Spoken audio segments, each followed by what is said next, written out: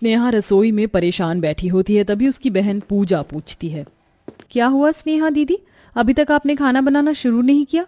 College नहीं जाना है क्या? जाना है पूजा, लेकिन समझ में नहीं आ रहा कि खाने में क्या बनाऊं। सब्जी में बस ये 2 आलू पड़े हैं और 1 टमाटर है, आटा भी थोड़ा है। इतने थोड़े में से भैया और हम चारों बहनें कैसे खाएंगी? तभी पूजा समझदारी से बोलती है, दीदी हम सब बहनें तो प्याज मिर्ची के साथ भी रोटी खा लेंगे, मगर श्याम भैया को तो फैक्ट्री में 10 लोगों के साथ में बैठकर खाना होता है, तो तुम भैया के टिफिन में आलू टमाटर की सब्जी और रोटी बना दो। अपने दोनों गरीब बहनों पूजा स्नेहा की बातें बिस्तर पर आंखें मूंद कर लेटे हुए श्याम सुनकर दिल ही दिल में दुखी हो जाता है। कितना गरीब और बेबस भाई हूं मैं। मेरी मेहनत करते हुए भी मेरी बहन को कितना दुख उठाना पड़ रहा है।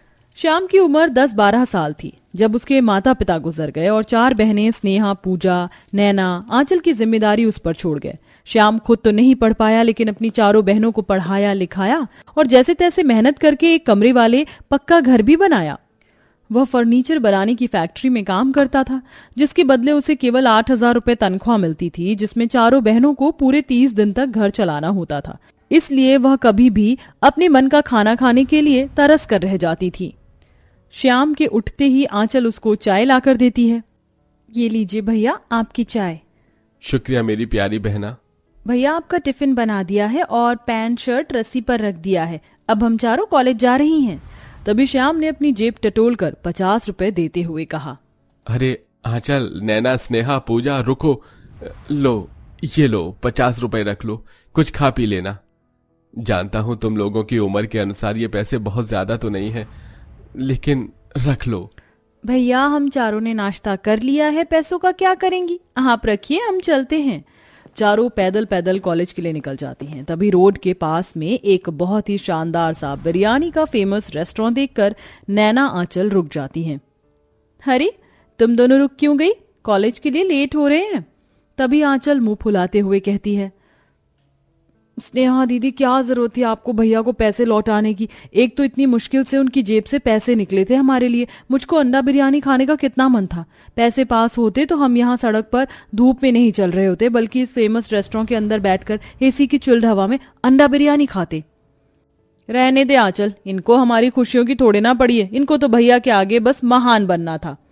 नैना और आंचल गुस्से गुस्से में अपनी बड़ी बहन को खूब कड़वी बातें बोलती हैं, जिससे रोते हुए वो बोलती है, बस करो तुम दोनों, और कितनी बातें सुनाओगी मुझको। भैया के पास वही 50 रुपए का नोट था, तुम ही बताओ कैसे हम चारों बहनें उसको खाने पीने में उड़ा देती। मेरा भी दिल करता है अंडा बिरयानी खाने को, लेकिन मैं भी तो अपने मन को मार लेती हूँ। भैया जितना कमाते हैं मैं उसी में गुजारा करना होगा, शायद हमारी जिंदगी में कभी अंडा बिरयानी खाना लिखा ही नहीं है। बड़ी बहन को रोते देखकर नैना, आंचल भी रो देती हैं। स्नेहा दीदी आई एम सॉरी, हमें नहीं पता था कि भैया के पास वही पैसे थे। आज के बाद हम फिर कभी अंडा बिरयानी खाने की जिद नहीं करेंगे दीदी। जहां अमीर लोग लाखों रुपए लगाकर एक टाइम का खाना खाने में उड़ा देते हैं, वहीं कुछ गरीब लोग इस दुनिया में ऐसे भी हैं जो जिंदगी भर भी अपनी पसंदीदा खाना नहीं खा पाते, क्योंकि उतना पैसा उनके पास नहीं होता। श्याम की चारों गरीब बहनों की हालत भी यही थी, जबकि उसके मालिक की बेटी भव्या के लिए लाइफस्टाइल बहुत अलग थी। रामू काका, मैंने जैसा कहा था आप लोगों ने सारा खाना मेरी बेटी भव्या की पसंद का तो बनाया है ना? जी जी प्रशांत साहब, सारा खाना बिटिया की पसंद का बना हुआ है। तभी सुंदर सी ड्रेस पहनकर भव्या आती है। गुड मॉर्निंग पापा। गुड मॉर्निंग रामू काका। हैप्पी बर्थडे बेटा, many many happy returns of the day.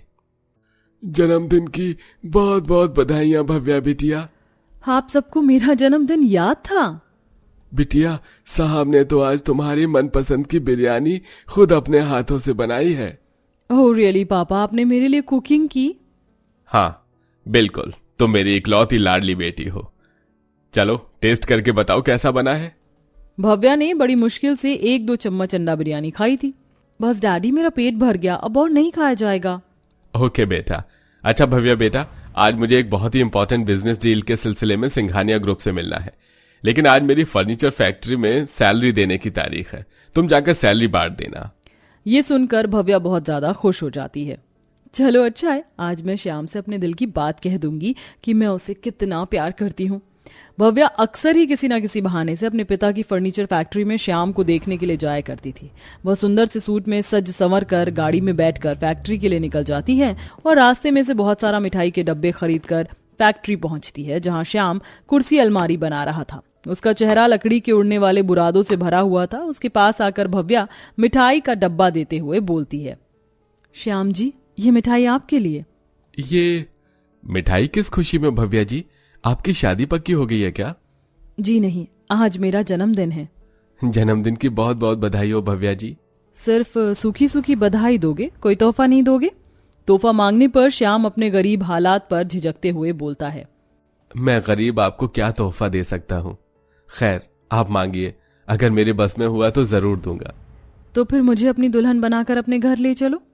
मैं तुमसे बहुत प्यार करती हूँ और शादी करना चाहती हूँ। अपने दिल के अरमान बताते हुए भव्या की आंखें भर आती है, मगर श्याम मना करते हुए कहता है, भव्या जी, मैं आपके काबिल नहीं हूँ। आप तो इतने अमीर पिता की बेटी हैं। सोने चांदी के बर्तनों में खाती होंगी, मखमल के बिस्तर पर सोती होंगी। मेरी चार बहनें हैं, आप उनके साथ कैसे रह पाएंगी? मैं सब कुछ एडजस्ट कर लूंगी। तुम्हारी बहनों के साथ भाभी बनकर नहीं, बल्कि सहेली बनकर रहूंगी। मगर तुम्हारे पिता, वो मानेंगे?